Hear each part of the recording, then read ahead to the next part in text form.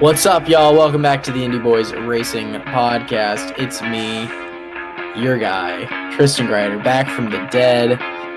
That's right. It was rough. Guys, I honestly think I did pass away. And you are now seeing the rebirthed. The AM version of Tristan.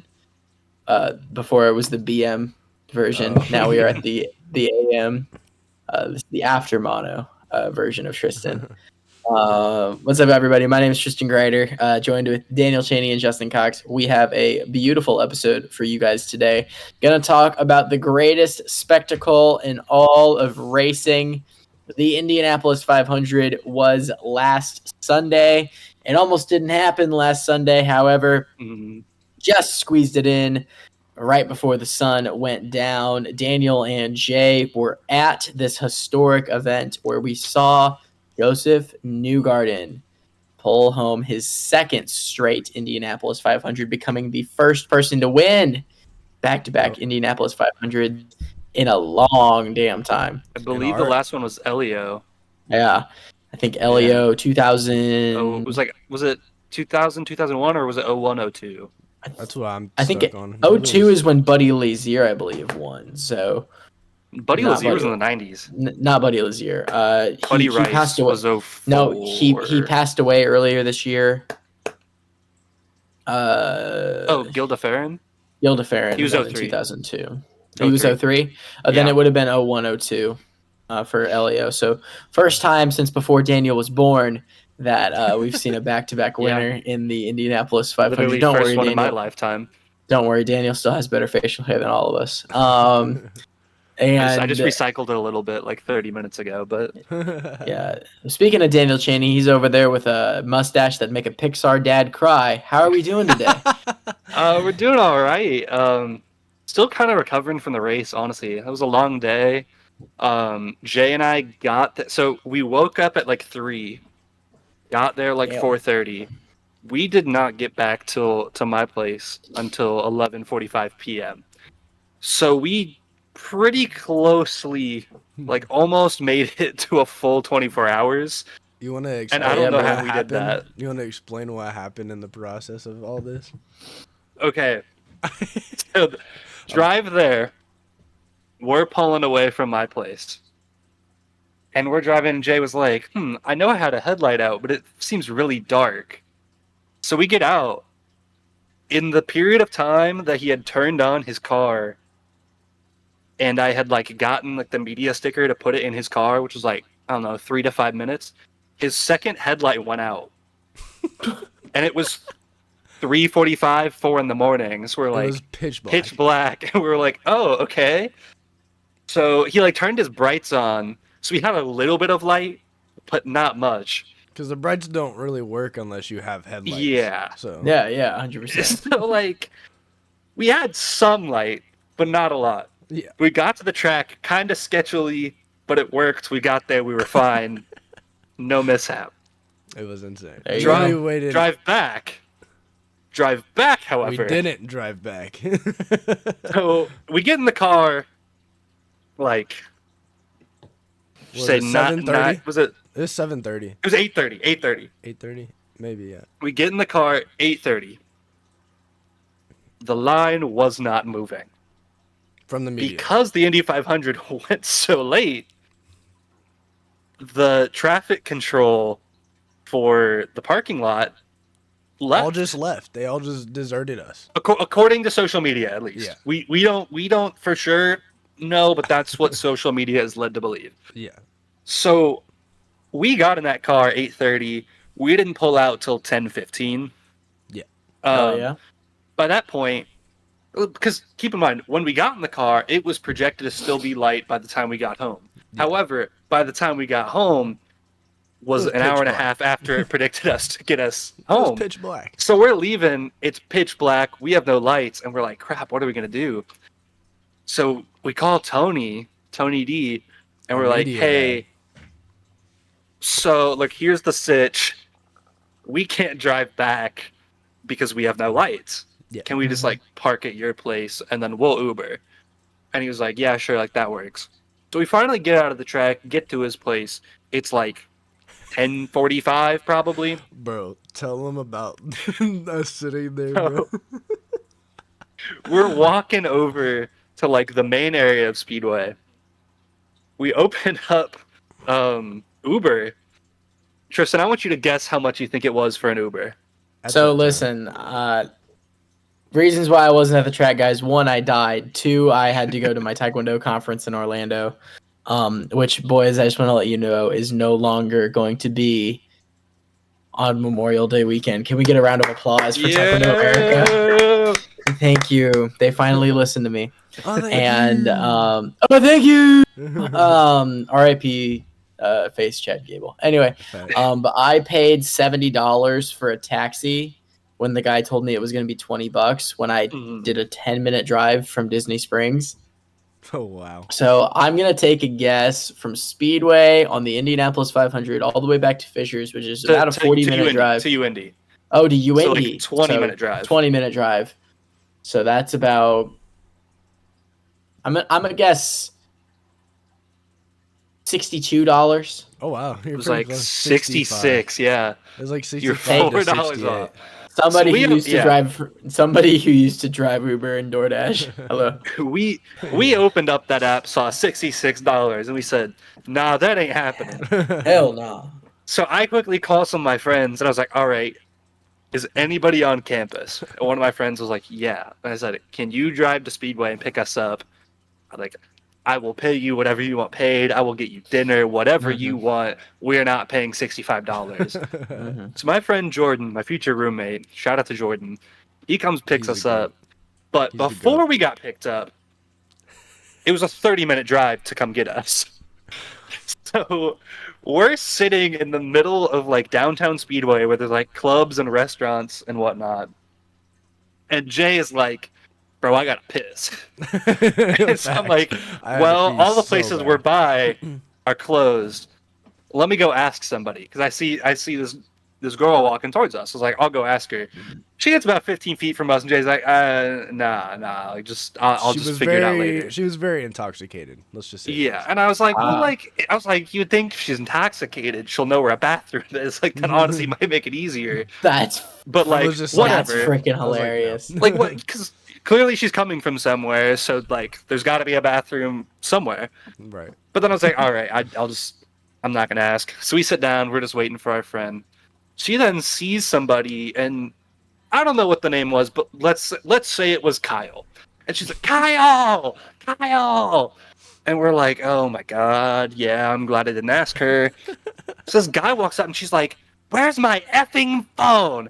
I need my effing phone, and it's in my effing bag. And where's my effing bag? Because I need my bag because my phone's in it. And I need to charge my effing phone, and I can't charge my effing phone without my effing bag.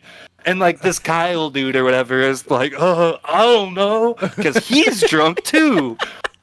So we're people watching. He was going real fast and real left. I don't know if they were coming from the race or coming from clubbing or whatnot, but they were both gone. Yeah, they both were gone. Very intoxicated. Yes. So we're people watching at this rate. We're just sitting there, and Kyle is got her bag, and she's trying to wrestle the bag from him because he's like messing with her because he's drunk too. And we're just like, God, like you can't make this up. Give her the bag. Then it gets quiet for a few minutes. We're like, okay, chill. Dude, this night felt like a fever dream. Yeah. She then starts yelling at him. You were in there, and that effing ugly fat girl was touching all over you, and you didn't do anything. You were letting her flirt with you. And Jay and I were like, oh my god, what is happening? It was amazing. So she's scolding what we're assuming is her boyfriend because some girl was flirting with him and he wasn't doing anything about it. Was it actually happening? Who knows? They were both drunk. Could have been either way. Yeah. So we're then like, oh my god, we're so glad we didn't ask her where a bathroom is. And then he gets up and walks away. Leaves her in the middle of Speedway Just in gone. his bench. We're like, We didn't even know where he went. We're like, where'd he go? We then see him walk back, and we're like, okay, he's back, so he must have, like, the jig's up. I don't know. 5 minutes later, he gets up and leaves again. because there's a car. What we assume is he called an Uber, and every time a car came by, he would walk over to see if that car was his Uber. And the first 4 or 5 of them weren't. So he gets up to this one car. It's not his Uber. And he's like across from us. And I see him walking directly towards us. And I'm like, oh my God, he's going to ask us for a ride. Like, he's going to ask us for a ride. Like, I don't want to deal with this guy. So he's like, hey, excuse me. And we're like, yeah. And he's like, am I ever going to get home? Like, so plastered. And we were both Jay just like, we were like, Jay yeah, and I, yeah, like, you're gonna get so home. sober. Yeah. So we're like, yeah, he'll be fine. Like, you got it. And then he just pauses for a moment, like, puts his hands on his hips, throws his hands up in the air, and just goes, man, I'm just gonna kill myself. And we're like, let's not do like, that. You're fine. Like, You're let's fine. not do Let's that. And not he's do like, I'm just messing with you. I'm joking. And then he walks walks away. away. Into the night, and then they get their car and leave. And then a few minutes later, Uber comes, they take off. Like was the a end of favorite. Greece, they fly off into the moon, It was and a we never favorite see him dream. again. And it was It was really, the it was that point, and then we were like, bro, what just happened? And then it started pouring down rain. So I originally take out my umbrella, and then it starts like lightning storm. So then we put the umbrella away, go undercover, and then my friend got there. And It literally, we were home free. it did not feel real. That whole night did not feel real after the 500. You ever seen that movie where what's it called? I forget what the 2 characters' names are, but they're trying to get to White Castle. Harold and Kumar go to White Castle. Harold and Kumar go to White Castle. I feel like that is what you guys went No, through. it felt like a super bad, like it felt like one of those types of movies. That's crazy, with how we were just like getting into the most dumb situation. We had to, when we were stuck in the parking lot, we had to we had to jump some guys. Yeah, we had to jump someone's car in the parking lot. That's wild, y'all. The lady in front of us every 5 minutes would get out of her car and then just be like, because she was mad about having to wait in traffic. Like she would like hit her car, and we're like, dude, like, is she good? Like, don't get me wrong, dude. You had to be there. It did not feel real. That whole night was a fever dream. That's crazy. Granted, we had been up since 3 a.m, so it felt like 5 different days. Yeah. So Daniel, I want to ask a question about this night. Yeah. Was Kyle more drunk than me on your birthday? No, probably. I don't know. I wasn't there, but I'm gonna say. I'm gonna say similar levels. I was pretty gone on Daniel's birthday. Yeah, I'm gonna say similar levels, but I don't have context. Because with you, I had the context of being there. Yeah, that was a rough night. For context, I went out for my 21st with Tristan, one of our buddies, Aiden, and then Tony D met up with us. Mm-hmm. I told him I'm probably not going to drink all that much because I didn't eat very heavy and I don't want to be like messed up. So then Tristan and Aiden decided it was a challenge to see which one of them was going to get the most drunk. And Tristan won in a landslide. Landslide. I very easily won that night. Yeah. And I say landslide because I'm sure somebody slid on his puke.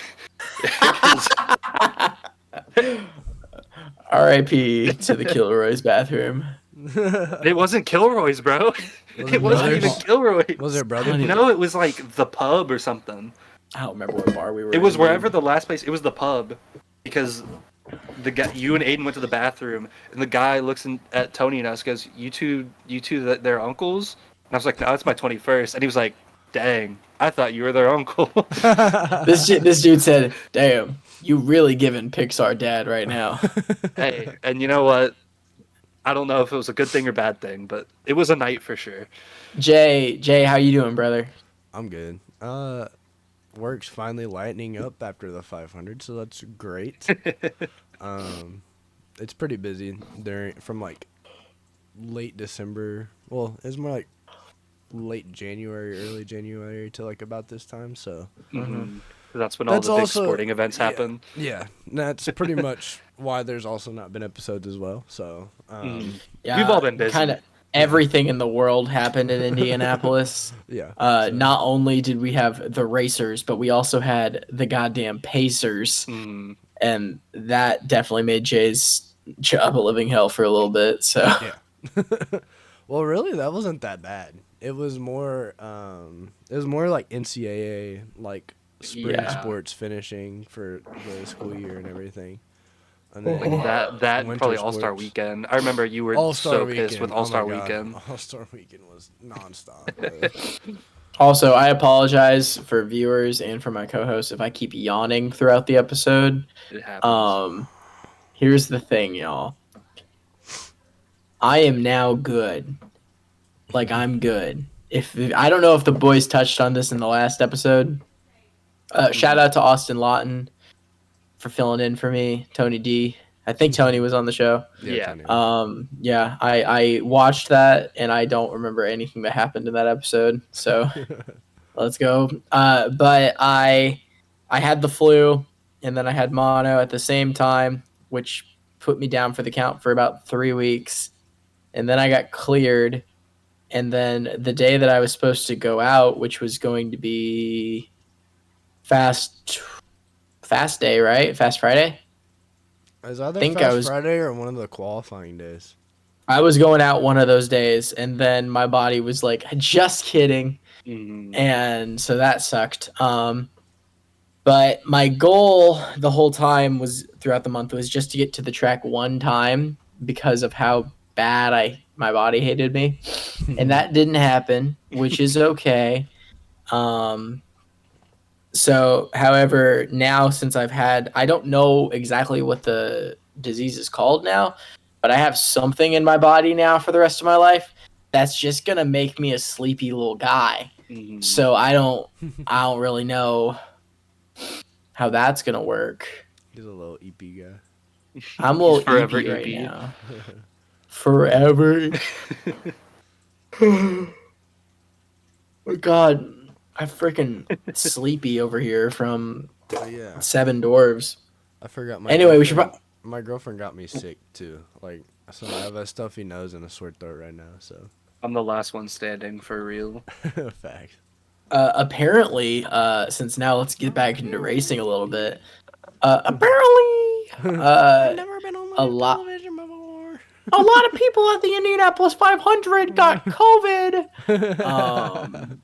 No, but apparently, there was a big. Apparently, damn it, I keep saying that. There was a lot of people that came down with COVID at the Indianapolis Motor Speedway from this weekend. So if you went to Indy and you're not feeling well, get some rest, take a COVID-19 test, stay in bed for a couple days. Oh shit! and- Trust me, if you saw how packed the bleachers were, like underneath it, You could understand it. you would understand why so many people got sick. From I the- heard record amount of people at Indianapolis since the 100th Indianapolis 500. Yeah, That's what I heard. believe they had 5,000 tickets left until it was a sellout.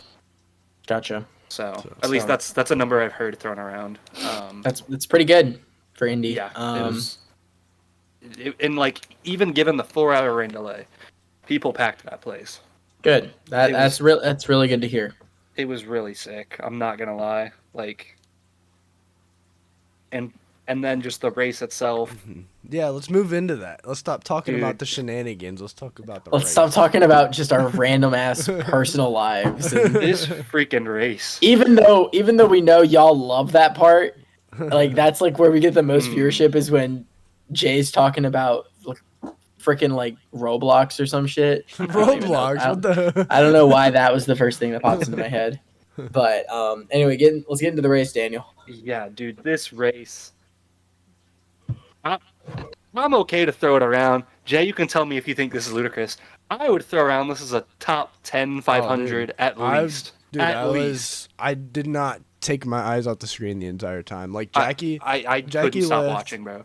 Jackie had to leave like midway through because it was getting like towards her favorite soccer team was playing in the final that night, so she wouldn't be able to watch that because that's more important, I guess. But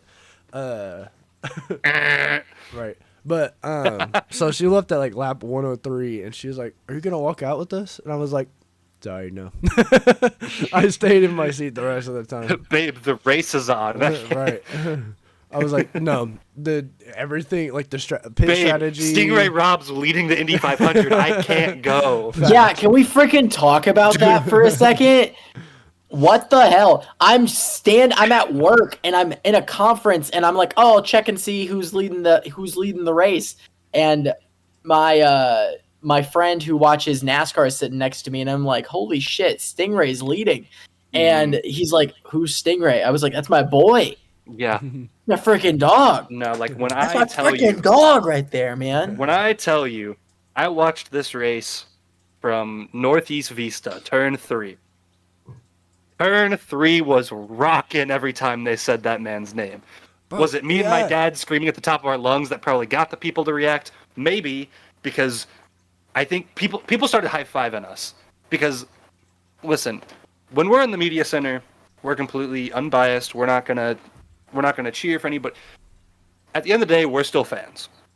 So when we're out in the stands, we're in nothing. We're just chilling. You are cheering. I don't cheer when I'm in the stands. I try not to. When you see someone that you personally know and consider a friend leading the Indy 500, when they get dragged on social media for being a pay driver, I'm gonna cheer. You can't. Me and my dad stood up. We're high-fiving strangers. People are like, "Oh my god, did you put a bet on him?" And I'm like, "I know him." And they're like, "Oh my god!" Like, I couldn't keep unbiased in that situation. Yeah. If he would have won, I would have got to that. He led 50 laps? It was like 20 something. Yeah. Okay, that's still good. I don't remember. That's good funding for him. Moving on from just the fact that Stingray Rob leading the race. Well, no, but to add to record your amount point, of people were leading the race. But can I add to your Stingray point? Yeah, go for it. I had to do a little bit of work during the 500 with like some fabrics on the victory podium, and like every time they would just even like Stingray wasn't in the lead at this time. Like this was like lap 20, 10 or like 10 or 20 or something.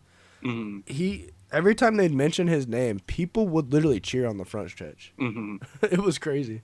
It threw me off because like bro's like, over. He's over. Maybe it's the fact that over. The fact that there's this disconnect from IndyCar fans and Indy 500 fans, whether there should be or not, there is some sort of a disconnect, and you don't notice it because when you're on Twitter, you see people trash talk all these drivers. You see people talk about not liking Santino. You see people talk about, oh, Stingray Rob or so-and-so, they're pay drivers, they're bad. There's this discourse online, and then you get in person and hear people cheering at the speedway. It's completely different. Yeah. And it throws me off because I'm so used to seeing these things online and seeing what like the hardcore, like consistent fan base thinks versus the casual fan base that might only know a few drivers. It's kind of interesting, and that almost makes me wish that the series knew how to like market the fact that it's not just the Indy 500. Can we bring Tony D in here so he can hear this We're conversation? we're not going to get into it. It's a whole episode in itself, and you can hear us in all our different episodes, and you can get the sense of what we feel about it. I'm not gonna. I just wanted to bring that up because I think that's interesting. That there's this disconnect that like, I don't know, it threw me off. I guess like at normal rate, when we go to Mid-Ohio during driver intros, they'll say Stingray Rob, and people are just kind of like, "Woo, yeah, we know him." But like, they put a Stingray Rob jersey up on the site. They have driver. They have. I think they have jerseys for all but one driver. Almost every driver. I believe the only driver they don't have is Fittipaldi. That's the only one I did not see. I don't see Fittipaldi on here. I don't see Jack Harvey on here. Harvey had one in store. Yeah. Harvey had one in the store. Yeah. They're still selling David Malukas hats for full price, in case you were wondering. It's because they renamed them to Theo Pourchaire hats. Yeah. Yeah. But yeah, record amount of leaders in this race. Most leaders in an Indy 500 ever. I think that's sick. I believe it was 14. Connor Daly. I think it was 16 or 15 or 16 from 16? Yeah. I think it was somewhere in that like almost. I believe it wasn't quite, but it was like close to half the field. Yeah. Which is just insane. And I know some of it's just because of like pit strategy or just people like staying out, but a lot of it wasn't. Like, a lot of it was people genuinely leading the race with strategies or just simply swapping back and forth. And oh my God, let's just get into it. That freaking finish. Yeah. That freaking finish. Yeah, I just can't Oh almost my believe. God. I just can't believe almost Newgarden identical to stuck it last on the year. outside. I don't know how he did that. That here's the thing. If I'm Auto Sorry. Award, if you're now you have to know because it's happened two years in a row. If you are leading the last lap of the race and you're leading down the back straightaway and Joseph Newgarden is in second and you're going into 3, sorry, homie, hang it up. Okay. You're losing Yeah, this race. Okay, This is the third but year look, that he's had some. But look, I'll let you. Yeah, you go. Pato waited 4 laps to pass him, and then on the Mhm. last lap, he passed him at the wrong time. Like, he should have waited for the backstretch and then passed him. but I he will passed him. say, Tony Kanaan did a Twitch stream. Tony Kanaan works for McLaren, does a lot of their like kind of coaching, analyzing the data. He said that Pato passed Newgarden at the only time that he would have been able to, given their data, because in comparison to their data, I might butcher this a little bit, but this is like what I remember seeing in the clip. Essentially, Newgarden's car was faster in the straightaways and everywhere else except for where Pato passed him. It was the only place that, according to their data, him passing him would have worked out. So Kanaan said that Pato did everything he could and that he commends him, and that like the online discourse that he like lifted or let him pass, like he basically said that's not true. Everything that we've seen and all the data that we have is saying that he did everything he could. So I don't think it's like Pato needs to mature. He did everything he could in that situation, and Newgarden just outraced him. And there's no shame in that because they both were racing the absolute wheels off those cars. Yeah. It's a top 5 finish for me, I think. Yeah. After the race, I was like really low energy for some reason. There was just something that, like, in my head, I was just like, I don't know if it's the fact that just the energy of that place going wild for Pato and then immediately crashing. I don't know if that just like confused me or whatnot. But Yeah, I was it talking was- to Jay and I was like, I don't know how I feel about that ending. It was I don't know if crazy because, like you said earlier about the people that, like the Indy 500 fans and then like actual IndyCar fans, like you can tell the difference because like a lot of the people around me, like once Pato got passed, they just and like a lot of them, some of them were Pato fans. I'm not gonna lie, but some of them weren't, and then even some of them were like Team Penske fans that were cheering for Newgarden passing him. But like you'd hear like the non like Pato fans or whoever, they just didn't even cheer. And like they were cheering for Pato to win, and then all of a sudden, as soon as Newgarden made the pass, they just stopped. It was just gone, and like the energy was just out of the place after that. And or like it wasn't was really like weird. it was like it was out of the place. It was just all over the place. How about that? I was trying to explain to my friend who doesn't really watch IndyCar, but he always tunes in for the 500. And after Newgarden won, he came up to me. He's like, "Hey, Newgarden won 2 in a row. It's pretty cool." And I said, "Yeah, except I don't think Newgarden got chosen to win this race this year." And he didn't understand what I meant. And he was like, "Well, what do you mean? I mean, he won the race." I was like, "No, Indianapolis chooses who wins the race each year. The Speedway decides who wins the race, and the fans decide, in my opinion. Like, that's kind of like a thing. And last year, in my opinion, the fans were cheering for Newgarden to win the race. Year before that, in my opinion, the fans were cheering for Ericsson to break through and win the Indy 500. And I think this year, I mean, you can go back years past. Castroneves, I mean, Sato obviously won with no fans. Pagano, Power, Sato again. I mean, I'm just thinking like Rossi. I mean, you're thinking about these past years. I think the last year I can think about, besides this year, is because I think the fans wanted, and Indianapolis wanted Pato to win this race.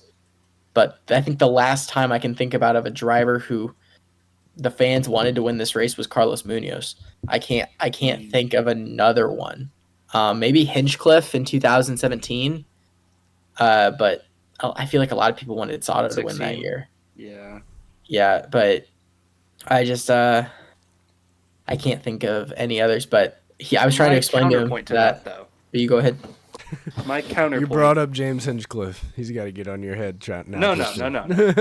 Let me talk to him. I wanted to have this counterpoint. Like as soon as you said that you don't think the Speedway chose the winner this year, I still think it did. I don't think the Speedway lies. It did feel weird given circumstances within IndyCar this year, and maybe that's part of it. Is I was like, it just feels anticlimactic for all this Team Penske scandal stuff. Just have him win again. I was personally fine with it, and like looking back, I'm like, I'm glad he got 2. I figured he'd get 2. I could see him getting 3 by the end of his career. I think he's very. Newgarden to me is kind of like a similar type to like a Dario type. Yeah. In terms of just how good I would he agree is. with that. I can see him getting more. I could see him getting 4, honestly. But that's not my point. That's a take. That's not my point. My point is that the Speedway chooses their winners, and it chooses its stories. Pato O'Ward is going to win the Indy 500. And I know I've said this before. Jay's heard me tell 5 billion people this weekend. Yes, he did. What I'm about to say, and I know I've said it on this show before. There's not an exaggeration in the 5 billion people. I am. It's the thing I've said this for 3-4 years now, and every year my point keeps getting proven, and my belief in it keeps growing. Pato O'Ward is the new Tony Kanaan. He's the new Tony Kanaan. Yeah. Tony Kanaan for years would get so close, the place would go crazy, and then it wouldn't happen, and everybody would kind of be like, oh, like we're happy for the winner, but we really wanted Tony. Almost every year that happened. When Tony Kanaan won that race in 2013, that place about melted down. I was there. About melted down. It was crazy. My first Indy 500. When Pato O'Ward wins this race finally, fences will be torn down. People are going to storm onto that track. Mark my words. I genuinely think people will climb the fence. Driver in the series. People will climb that fence if he wins that race. People will go on the track. It will be genuinely one of the most memorable 500 wins whenever that happens. It's not an if, it's a when. He's gotten close so many times. It's gonna happen. It's gonna happen. But it's gonna happen eventually, and when it does, that place is gonna melt down. It's gonna be crazy. And Sorry, I had to break the walls down. It just feels weird now because it feels like, oh, so close. And like, yes, fans are disappointed with like, oh, we really wanted to see him win. That's the beauty of the Speedway. It sets up these stories. Right. We always get those little hints of things happening. We get moments like my boy James Hinchcliffe getting injured in 2015, missing the race, and then getting pulled the next year. This Speedway, it's quite literally magic. Like I don't know how to explain it. You get stories like a guy who was running Formula One, lost his Formula One seat, and in his second or third start ever in an IndyCar, where his car didn't even have a wrap on it; it had stickers on it, where everyone ran out of gas except for him, and he pulls around and he wins the Indy 500 going 80 miles an hour across the front stretch. I mean, it's Alexander Rossi, in case you're wondering, but if there's one car I recommend you go and see, it's Alexander Rossi's 100th Indy 500 car in the museum, because it's not a wrap, guys. It is stickers on that car because it was a blank race car. And Napa signed on, I believe, 3 days before that. It has these stories. It has Elio Castroneves winning his 4th Indy 500. I was there for that, and I don't like that was before like we did media and everything, and I don't think I've screamed louder. Yeah, that was crazy. It has Takuma Sato getting his signature outside line move to work, and it worked twice, and he won 2 Indy 500s off of it. It has Joseph Newgarden going into turn 3 2 years in a row on the last lap and coming out on top. It has, freaking Sam Hornish Jr. Yeah. beaten Marco Andretti, who was like 18 years old by about that much. It has J.R. Hildebrand smacking turn 4 It has in the last J.R. turn of the Hildebrand. race. Yeah, that one's crazy. It has J.R. With Hildebrand. Dan Weldon winning that year. Yep. Dan Weldon winning that year. I always love to point that out whenever we talk about the 2011 Indy 500 that I watched the end of that race with Casey Kane. Just want to say. Yeah. But I rewatched this 500 now. I've rewatched it twice. Since I didn't get to go, I watched it when I came home. I watched it Wednesday morning, and I watched it again while I was working today. This is a good race. I believe it was better than last year. I think it was better than the year before. I do not put it above 21, in my opinion, because I thought 2021 was a great Indy 500 with the Alex Palou versus Elio Castroneves, with the Graham Rahal drama that year. Everyone thought Graham was going to win it that year. I did too. Like, I really thought Graham was going to win it. If that pit stop or if that tire did not come If on, I that- thought Connor Daly was going to win that year. yeah, That was a good, Connor Daly had a good. I thought Connor. I'm not gonna lie to you. There was a second I thought Connor Daly was gonna win it this year. There's moments where I've thought that the past 4 years. yeah. Honestly, Listen. If there's one thing I can say, and I agree with you, Daniel, that Pato O'Ward is going to win the Indianapolis 500 before he moves on to probably Formula One in his career, or it's not happening. if he ever goes there. It's not happening. But I will say it now. I think Connor Daly has a chance to one day be drinking the milk. He has to get real freaking lucky. But, man, these last couple of years, 10th this year. Last year, didn't he get top 5? Year before that, 4th, I believe. So. Year before that, 3rd. he didn't have that. He's never had that high of a finish. I don't know, but he's a hometown kid. I think all the Ed Carpenter fans are going to become Connor Daly fans now. And They have already been. Right. He was on ECR for like 4 years. But I agree. I think this was a great race. So I agree with both of you. Yeah. I think it was a phenomenal race. I would need to go through all of the 500s and remember which ones are actually my favorites. But I honestly think this could be top 5 for me. Nice. But the beauty of IndyCar that a lot of people don't seem to understand, there's more races. And there's another race this weekend. We're going back to Detroit. I'm excited for Detroit. What are you guys feeling about Detroit? I don't love Detroit. I'm still iffy on the track, but it did I don't produce like a it. good product. I It did prefer have a good Belle Isle. product. It did have a good product. I do last prefer year. Belle Isle, but I prefer Belle Isle as well. However, Detroit wasn't terrible last year. It just wasn't great. You know what I mean? Mhm. Coming off of such a high of Joseph Newgarden winning the Indy 500 to then just a kind of boring race at Detroit, which I'm pretty sure Newgarden also won. no, it was No. Lundgaard first time. Lundgaard won. That's right. Lundgaard won that. The race last year wasn't boring. It was like 4 Yeah, cautions. no, it was that really race. good. Yeah.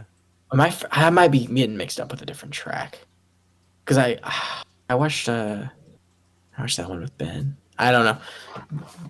Mind is still weird. Okay, thinking back over the year, but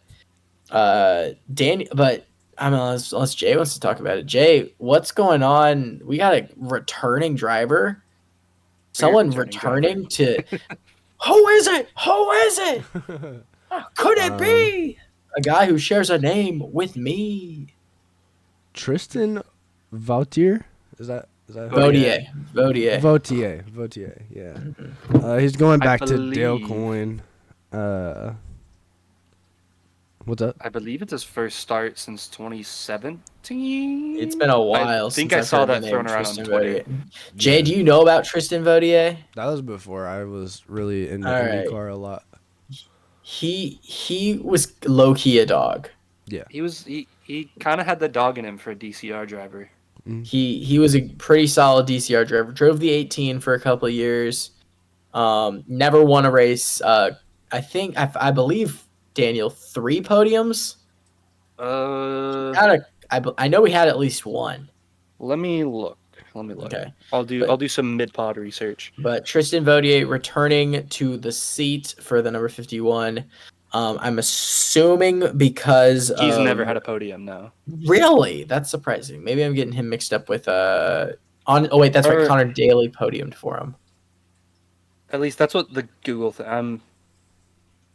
Yeah, you keep searching, but actually he's never had a top 10.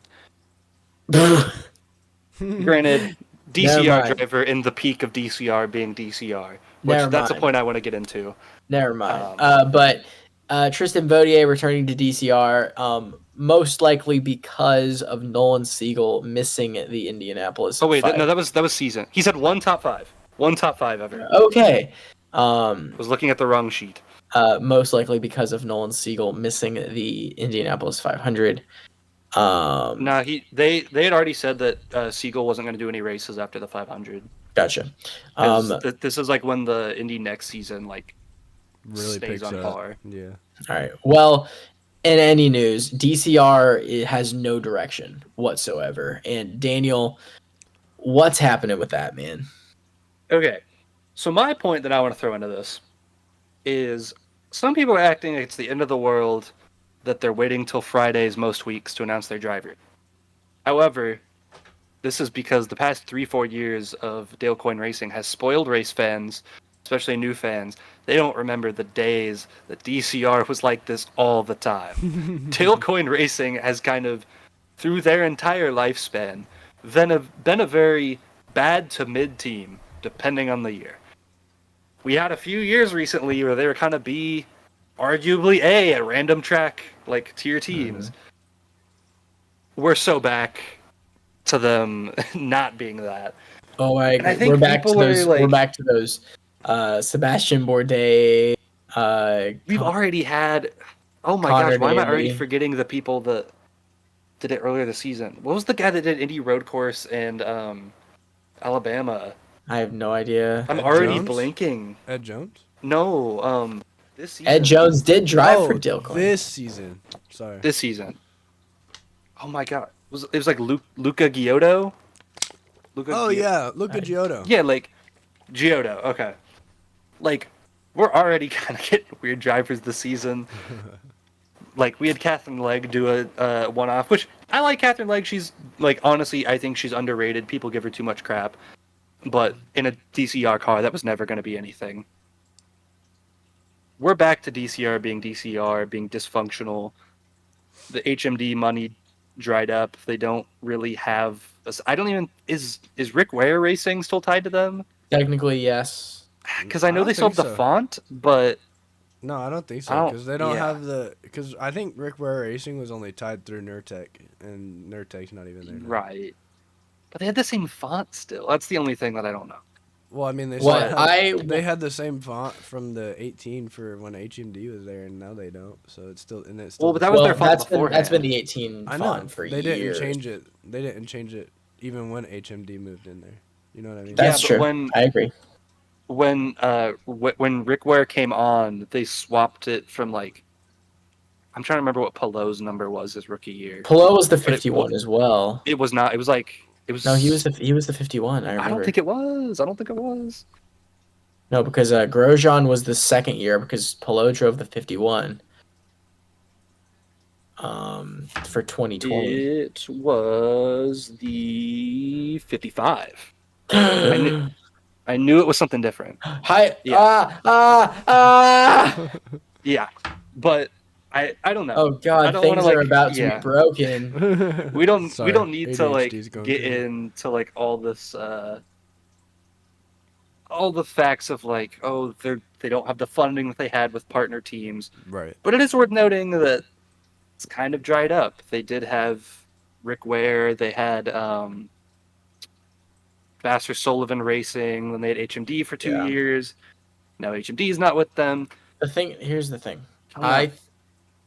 I think that Dale Coyne himself he's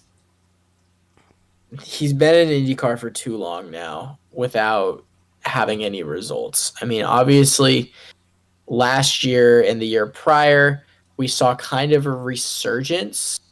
And I would even say the year before that, a resurgence of Dale Coyne Racing with pickups with, say, Romain Grosjean, and obviously the massive addition of David Malukas, who took that 18 car from irrelevancy when Ed Jones was driving it to arguably a top 3 most popular driver in the series. And if you haven't seen the Malukas stands on Twitter, we are 3 of them since his untimely release from McLaren. We are proud and we are strong. Justice for Lil Dave. But Dale Coyne kind of made they definitely made some errors. I think but they've also had some untimely things happen that are beyond their control. And over the years, they've had full-time drivers now, 2 full seasons of full-time drivers. They had Takuma Sato for a full season. They had David Malukas for 2 full seasons. They had Stingray Robb for his full season. And this year, they don't have a full-time driver in either one of their cars. And I think that's mainly because of Daniil Frost having to go. He's serving military time right now, right? Yeah, back in Singapore.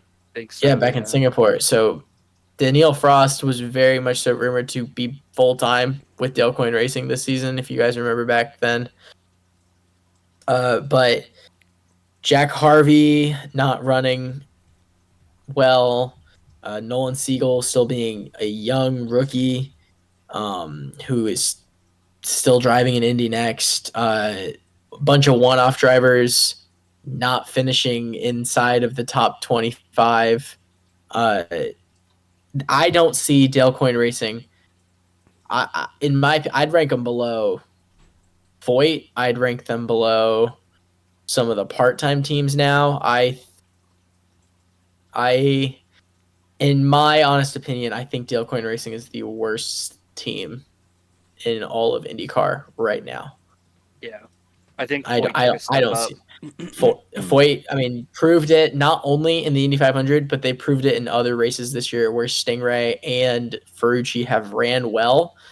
They haven't ran incredibly well, as many people expected with the Penske Alliance, but they have ran better.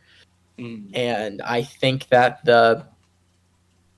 Dale Coyne Racing, if they don't have a partner team with them, is honestly screwed. And I don't see it getting better anytime soon, unless they get another full-time driver in there. Yeah, I think it's a valid statement. I still feel like they're gonna probably be fine. It's just kind of different from what this 3-4 year stretch was, where they did kind of have consistent pieces, and bringing in promising pieces like Palou, who then the next year won a championship. I still think that they're gonna be fine to some extent, but I think people have been spoiled with how they've been recently, so kind of forgetting. I mean, they got a backpack. I mean, yeah, they got a podium each season for what, 4 years, 5 years? Yeah, at least 3. Yeah. Well, Grosjean got a podium. Malukas got 2. Had 2 straight. Yeah. I don't remember if Palou.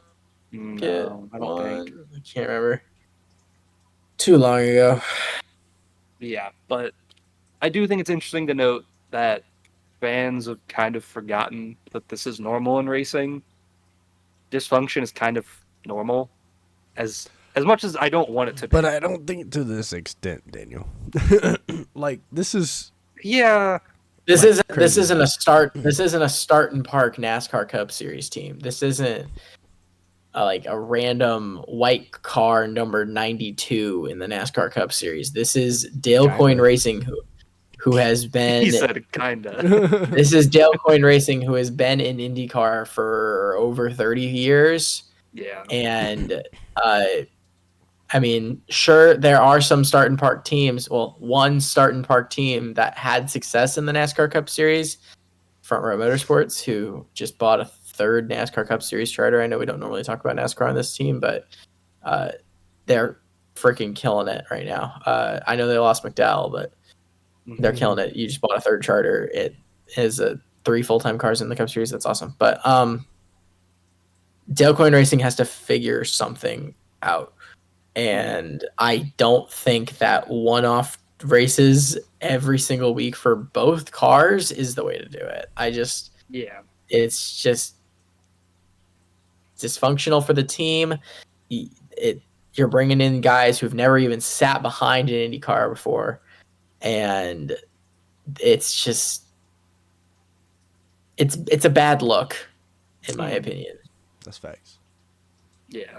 Sure, you have Teo, who is now going to be running the rest of the races this season for McLaren, but he won a championship in an open wheel car in Formula 2, and I'm pretty sure was a reserve driver, or is the reserve driver for Aston Martin, if I'm correct.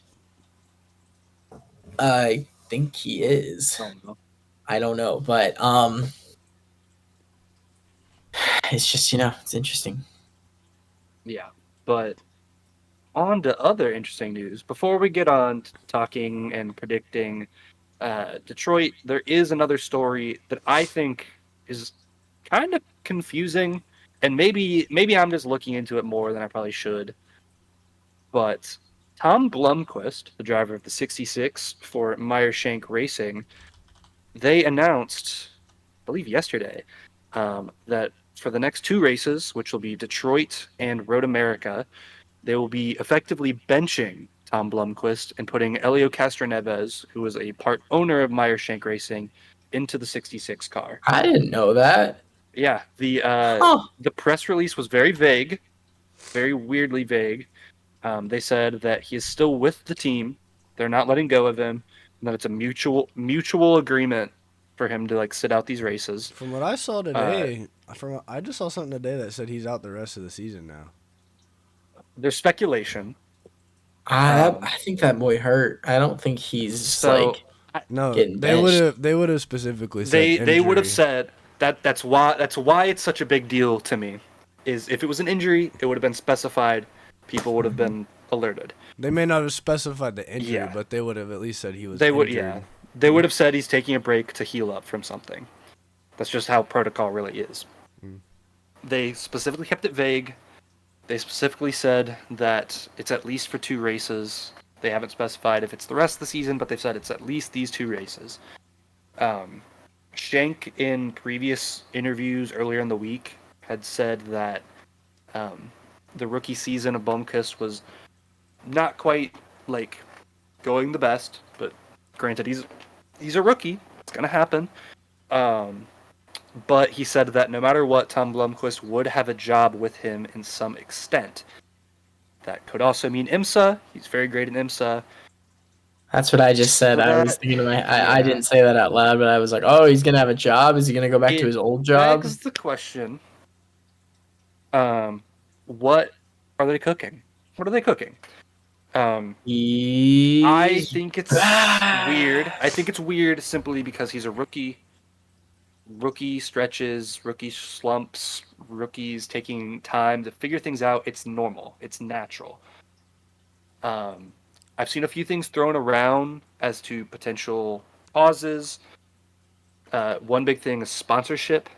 Apparently, sponsors kind of unhappy with the results that Blomqvist has been having, especially SiriusXM. Or no, not SiriusXM. AutoNation. Yeah. AutoNation is not expected to return as a sponsor, at least with Shank, after this year. So people think it could be to appease sponsors, because sponsors love Elio, because he has a lot of history, has a lot of accolades, very sponsor friendly. Could also be the team not happy with the results, just because they didn't really have to worry about this last year. Granted, last year was a little different. You're also looking at the season that Felix is having, and compare that. But okay, if we're looking at performance, this guy is technically a rookie in IndyCar. Yeah, that's my point. This is my thing. I hate about modern day motorsports. You Daniel Suarez, who's some F1 rookies that have been brought in and then dragged out again. what's his face? Oh, Kevin what's his face? Magnussen. I mean, yeah, Magnussen. Ish, But but that's he's Haas. back. That's a different He's thing. back now.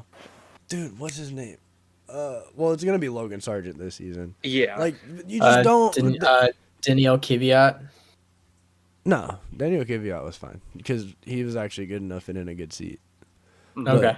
But, no. Albon for a little bit. Albon, yeah. Albon Alex did Albon, kinda Albon did get outcasted. Like, that's the thing I hate about modern day motorsports is that you don't ever give these people time to like just grow inside of your team or anything. Like, you guys want them to come in and be like a Lewis Hamilton or be like a Max Verstappen or be like a Scott Dixon. You know what I mean? Like, just immediately making effects. And you're But putting them in an HA4 racing car. Yeah, that's not how this works. Like, literally, that's the one thing I absolutely hate about modern day motorsports. I agree. Speaking of HA4 racing, does anyone know what Ben Peterson's been doing recently? He's at the Put him in the 500. coin at this rate. But Honestly, I he's, think he could be a contender for that coin car. I think he's in like some sport car endurance racing league or something. I think Can't so. remember. Is he in the same one that Dev's in? Unsure. Maybe that's who I'm thinking of. Is Dev? Because Dev's in that I sport know car. Dev's for sure doing sports car. Yeah, maybe I'm thinking of Devlin then. Yeah. miss But Devlin. one thing that I do find interesting that I've also seen thrown around as a potential reason is the top 22 with the winner's circle. They're currently tied for the 22nd spot in that with like 2 or 3 other cars. So I'm wondering if they're putting Elio in for the chance that maybe like his veteran experience could help them get some decent results for at least 2 weeks, and then maybe they'll slot him back in or slot Blomqvist back in. Unsure. It's been very unspecified, very vague. But it's interesting to note that they might be exploring other options. And with drivers like David Malukas potentially being available for the end stretch of the season with ovals, Connor Daly. we don't know fully. Yeah, Connor Daly. There's a lot of drivers out there that could be potential filling options. Granted, I think it's a very small margin of them that would be smarter than just letting a rookie get experience. That's my take personally. But I don't know. It really threw me for a loop. I don't know how much of it is just sponsors making a hard time out of it. I don't know how much of it is potential just they don't have the faith in Blomqvist being a good IndyCar driver, which I think is very unfair. It could be potential punishment for that lap 1, corner 1 crash in the 500. I'm unsure. It's been very vague. That would be dumb. Like, It why would. would you It punish would. him for that? Was I'm that not crash saying it's not even? done. That crash wasn't even Blomqvist's fault, was it? No, It was. He got into the grass It and was. spun, and then hit Ericsson and Fittipaldi. Cat leg. Fittipaldi. Oh, it took a cat leg too, didn't it? No, leg had an engine issue. engines. But I don't know. I think it's interesting. I will definitely be keeping an eye on that situation, as Shank is honestly Meyer Shank Racing's my most intriguing team this year because they're in a spot where they don't have a lot of expectations and they've kind of been blowing them out of the water outside of past race. But the Indy 500 is the Indy 500. Low key, if Dave goes to that team, someone needs to call for Ask You Up so we can get the McLaren rejects all on one team. Yeah. But I don't know. I'll be keeping an eye on it. And probably as we hear more about it, we'll talk about it. I just think it's probably some of the most intriguing IndyCar news to me. I know a lot of people don't really care about Tom Blomqvist just because he's a rookie and hasn't really proved himself. I just think it's an interesting situation. We respect Tom Blomqvist over here for everything that he's done in IMSA. Yeah. Plus, he follows us on TikTok, so he's an IMSA god, bro. Yeah, for real. So shout out, grow, bro. Like, just let him. That's what I'm saying. Let him learn. People need to stop having like the short let it attention grow. span of if they race 5 grow. races and don't do anything well. Sorry, it was 5 races. They're a rookie. Like, the short attention span of racing teams needs to stop. Yeah. My name's Tristan. I'm about to turn 23.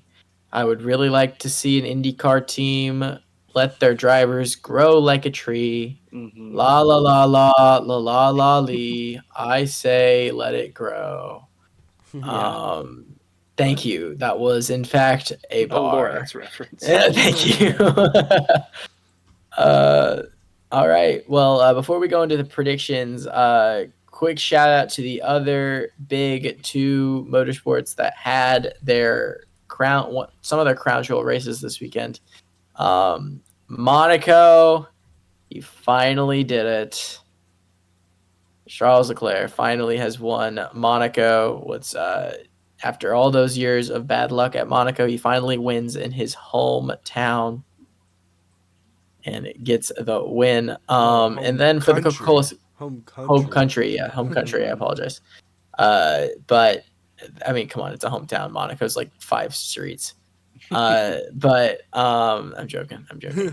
But then the double could not be completed this weekend by Kyle Larson, as he did not make it back in time to be able to run the full 1,100 miles.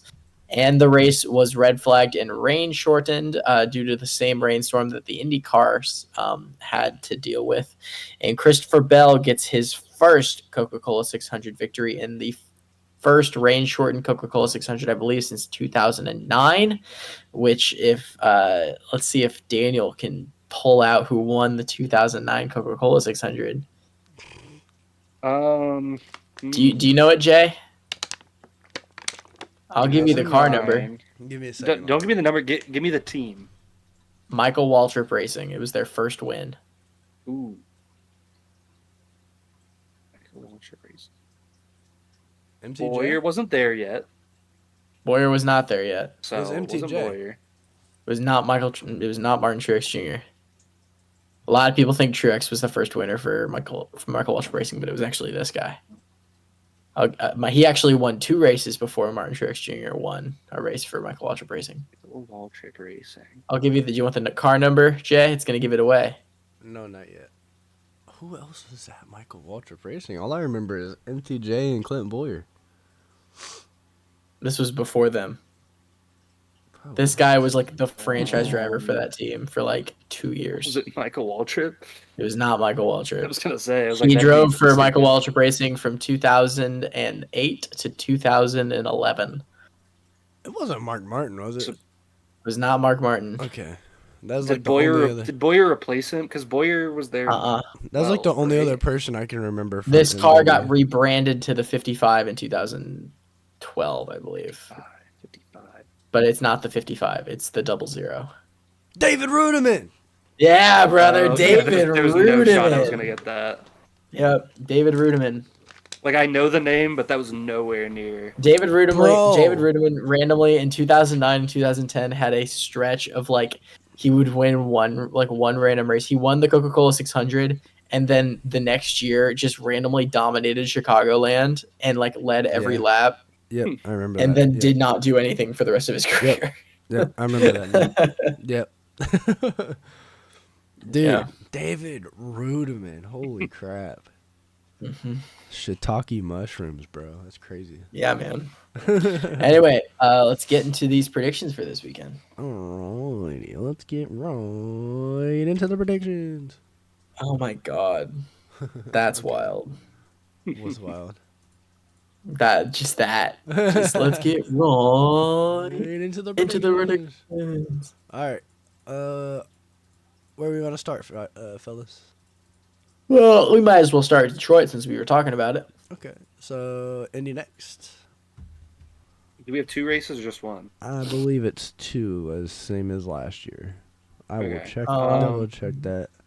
Ooh, I Right, do want to quickly. note this Indy Next race, at least one of them, I assume it's the first one, is the 500th Indy Next race ever. Oh, that's pretty cool. It's amazing. It's kind of a cool milestone. I don't know. And this part of the episode is sponsored by SeatGeek. I'm joking. No, I lied. It's only one. It's only Only one? one this year. Okay, well then that changes things. I think this guy's gonna have a really good race. Hasn't had too great of a season to start out, but give me Louis Foster. I think he Okay. breaks through and He just gets a won win. at IMS. Dude, I wasn't there. I was dead. I don't know what happened. So I guess Louis Foster's been having a good time. I know. that's why I Okay. was saying Give it. me- So that way you did. You did Andretti know. Andretti had a good weekend that week. Yeah.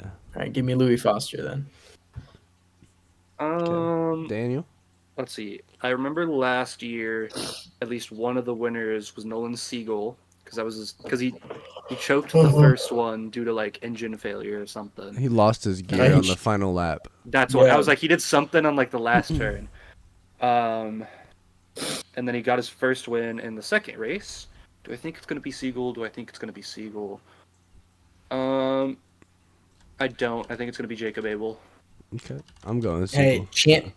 championship season from Jacob Abel incoming, y'all. Just saying. It's That possible. man has been looking good. Okay. Ginger Jesus over here.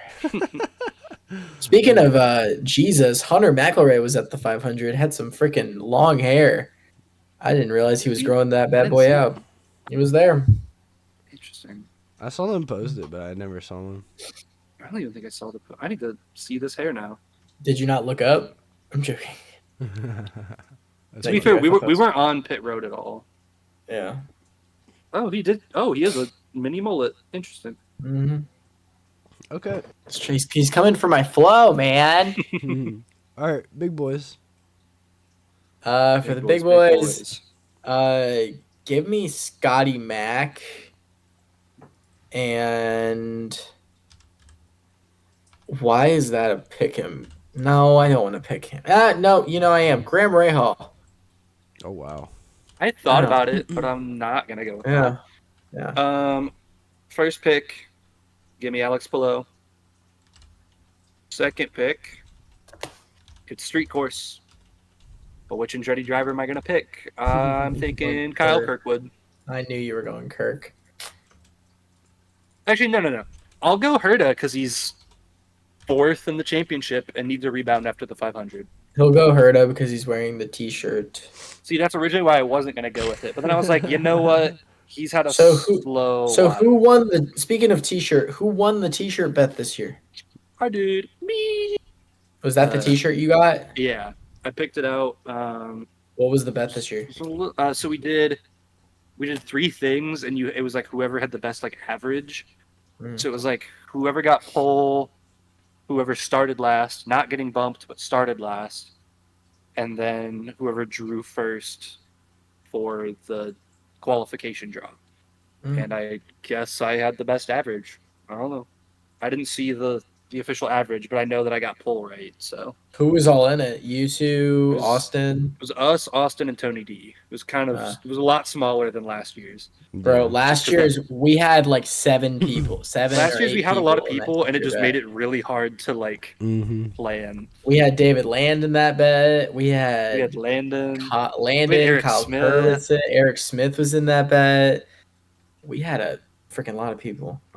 Hey, all I'm saying is this me missing Indy is just making me more excited for Mid Ohio, y'all. I'm assuming we're going back to Mid Ohio. I know that's about a month away, but I would like to if I can, but depends on my schedule. I think I should be able to. I just I would love to. I would like to go. So if y'all want to go, it will be the debut of the new hybrid engine. So that's true. Sexy. But I'm going Will Power and Kyle Kirkwood. Love it. 2 great picks for guys that do great on street courses. Oh yeah. All right, let's go Cup because we got 2 different tracks this weekend for Cup or for the NASCAR series. Let's start with the Truck Series at Worldwide Technology Raceway, otherwise known as Gateway. For the standings, Corey Heim is still leading technically the playoff standings, but Christian Eckes is technically leading the driver's standings. However, I'm going to go with a guy that's underratedly having a great year, and a win for him would be big and would lock him into the playoffs, even though he's already probably going to get in. I'm going Taylor Gray. I think this guy has had a sneaky good year, and if he could get that 17 into victory lane, because he's been close a couple times this year, I think he could be the first Gray brother to get into victory lane in NASCAR in one of the top 3 series. Okay. So Taylor Gray is my pick. Okay. Daniel. Don't matter, Nick Sanchez. I figured that. Easy money. I'm gonna go with Christian Eckes. Nice. And then we don't have Xfinity this weekend. Oh, we do actually. We are going to Portland. Ugh. Oh, that's Daniel's weird. favorite NASCAR Cup Series track. So bad at NASCAR. IndyCar, it's mid, but NASCAR, it's awful. Ugh. I'm going AJ. Probably shouldn't AJ I? Allmendinger. I mean, I almost picked my backup pick at road Sam courses. Mayer. You're going Sam Mayer? I'm going Sam Mayer. No, that's not my backup pick at road courses. Who's that? That's Daddy PK right there. Nelson Piquet. He's not that good at Portland. Nah, man. Parker Kligerman. Not at Oh, Portland. Not at Portland. I'm going Chandler Smith. The point That's leader. valid. He's having a great year. Oh yeah. Ooh. All Are right, there then any NASCAR. interesting one-offs? I didn't look. They don't. They don't have it. Interesting. Let me check. Why'd they change how it works? That's stupid. Yeah, I hate this new app. Here we go. Go to results. Oh, and then pick entry list. Yeah. Oh, Logan Bearden. That's pretty good. Patrick Gallagher. Garrett Smithy. Ed Jones and Sage Karam. Josh Frankie Bilicki. Muniz is running this.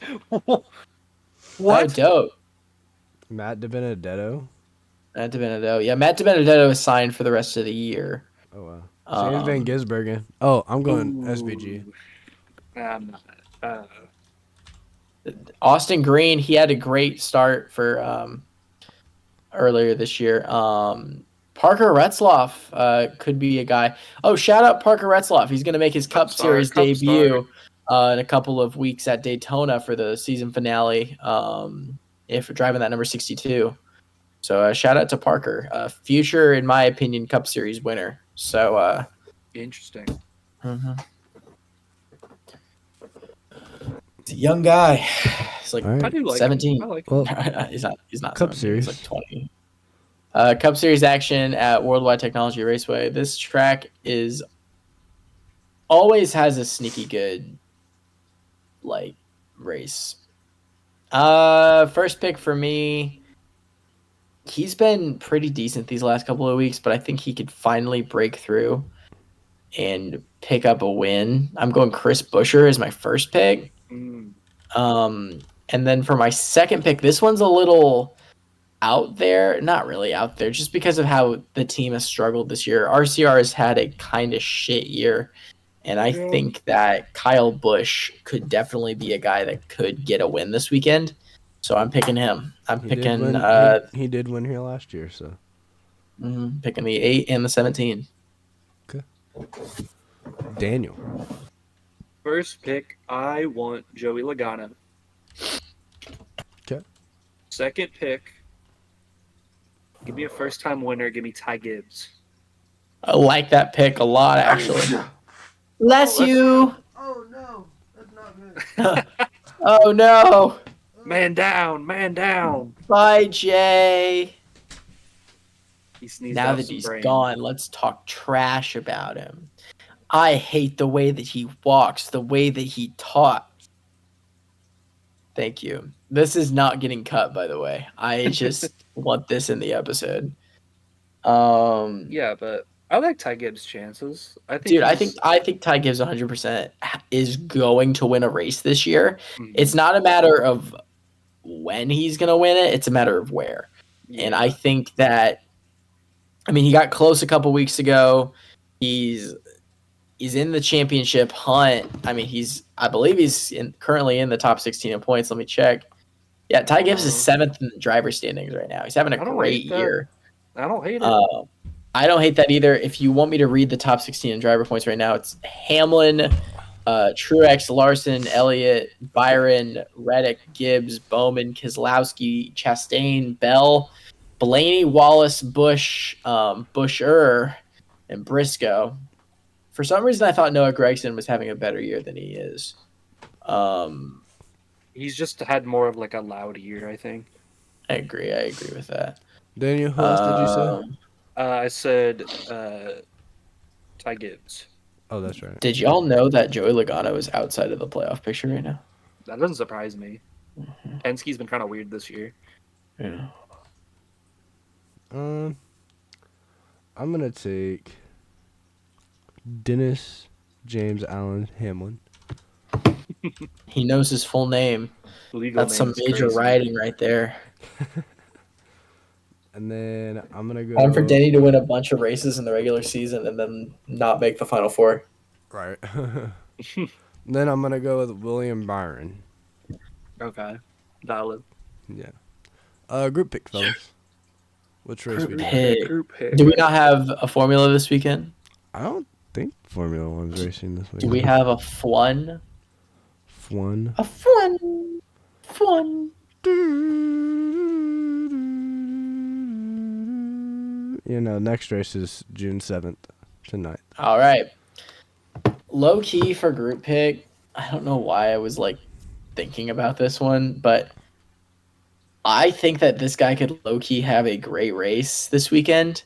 He's been doing pretty decent on every single track he's gone to, and that boy is Jesse Love in the number 2 for RCR. I don't want to do a Portland pick. Ugh. I don't know. I have a good feeling about him. Another one that could be a potential group pick could be Nick Sanchez at Gateway. I already picked him though. Never mind. I am done. I'll with throw group one picks. out. I'll throw one out. Detroit. Indy next. Miles Rowe. Y'all can pick between the two. First one is Miles Rowe. Second option, Michael D'Orlando. Two great drivers having two pretty decent seasons as their first rookie D'Orlando year. is doing amazing for the fact that he's on a week-to-week basis. Jay, my vote's for Miles Rowe. Who would you take out of those two? For a group pick? I would probably go Miles Rowe too, just for the simple fact alone that what's his face last year? Ernie Francis, yeah. He podiumed in that car. That's part of the reason I threw out the 99. Yeah. So, Miles Rowe it is, I guess. I'm cool with that. All right. So, speaking of Ernie Francis, haven't heard about the guy or heard from the guy since he went back to Trans Am's. But if we haven't told this story yet, we were watching the Indy Pro 2000s or whatever it's called now, raced Mid-Ohio last year. And we watched Miles Rowe lead that entire race as we stood next to the entire 99 camp on the hill going into the hairpin. And we watched as lap by lap as Ernie Francis Jr. watched that guy take his job. Yeah. And like we were just sitting there. We were sitting there. Me and Daniel were sitting there, and Jay wasn't there that weekend, but we were just sitting there. We're like, and I looked at Daniel and I was like, I don't think Ernie Francis has a job next year anymore. And he's like, I was thinking the same thing. And then Tony came in all Tony'd, which is a way that I think that only me and Jay and Daniel understand. If you get it, you get it. If you get it, you get it. If you know, you know. Hey, ladies. He just spawned. Have you met Daniel? He just spawned. Thank you. I thought that was funny. But anyway, I think let's close this episode out. All right, guys. Thank you guys so much for watching the Indy Boys Racing Podcast. A little bit of a longer episode because we haven't done one in a while, and we missed you, little guys. All you cool cats and kittens. We missed y'all. Shout out to Daniel and Jay for carrying the Indy Boys Podcast while I was away on Mars. Shout out to Jay for all of the great cinematography and photo work that he did at the track. It was beautiful. If anyone wants to use any of those photos, you guys can reach out to him, Justin Cox Photography. You guys can go to his website and you guys can talk to him about that. Because some of those photos, man, are top tier. Chef's kiss. Made me want to pee myself a little bit. Shout out to Daniel Chaney for always just having fun at the track. Everyone knows Daniel. Shout out to these guys for running the live stream. If y'all caught the live stream before the Indy GP, these guys were cracking open some pack openings. Man, I felt like I was watching Jesser the Laser back in 2015 with some of these pack openings that were going on. And shout out to Daniel's mustache for making all the caterpillars in the world happy. Shout out to Mono for being a little bitch. Shout out to Kendrick, just being Kendrick. Shout out to Uncle Danny and the Mountain Dew machine. Yeah. Shout out to Uncle Danny, because that's the homie. I Shout swear out. I thought he was gonna throw a chair. I did too. Hey man, real quick. Shout out to Napoleon. If you know, you He know. wasn't there. Or no, Napoleon was there. I'm thinking Wolfgang wasn't there. Yeah, Wolfgang. Nah, Oh yeah, Wolfgang. Wolfgang bro. wasn't there. No, because he called Mary at like one of the points like during the race, and I heard like Tony was like, "Is that Wolfgang?" Yeah. Aw. I didn't even realize And most that. Wow. and most importantly, shout out to Debbie. Yeah, we didn't see Shout her, out. or you Shout saw out her. Debbie. I didn't see her. I at all saw this morning. Debbie. I saw Debbie when I went out. I saw Debbie once. Yeah, I didn't see her at all this month. Shout I out only saw Debbie. Ron a few times. Ron didn't remember us. Yeah, Ron didn't remember. Ron didn't remember y'all. Nah, Dude, I swear I this was year there. the yellow shirts got like an update. they were or on something. Yeah. They were on something. Shout out Yvonne. Mm. Dog, straight homies, man. Straight homies. We love it. And most importantly, shout out to the Indiana Pacers for getting my hopes up. Anyway. Thanks for watching this you episode, don't guys. count on the Pacers, brother. Hey, listen, it happens. And finally, shout out to the Rainforest Cafe.